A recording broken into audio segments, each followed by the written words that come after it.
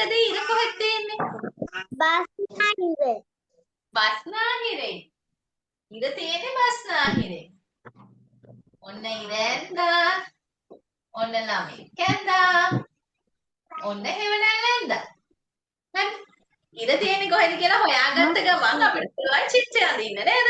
අපිට ටක් ගාලා චිත්‍රය අඳින්න පුළුවන්. ඊට පස්සේ ඔහුගේ සෙවණැල්ල වැටෙන්නේ ඔහුගේ කිනම් පැත්තටද කියලා අහනවා. කමල් උතුරු දිශාව බලලා යන්නේ. කමල් උතුරු දිශාව බලාගෙන යනවා නම් උතුරට යන අය මොන ළමයි කියලාද කියලා දුන්නේ? උතුරට යන අය වද දෙන ළමයි. උතුරට යන්නේ වද දෙන ළමයි. එහෙනම් හෙවණැල්ල තියෙන්නේ කොහෙන්ද? දකුණු අත පැත්තේනේ. නේද? කිනම් පැත්තකටද කියලා අහන්නේ දකුණු අත පැත්තට.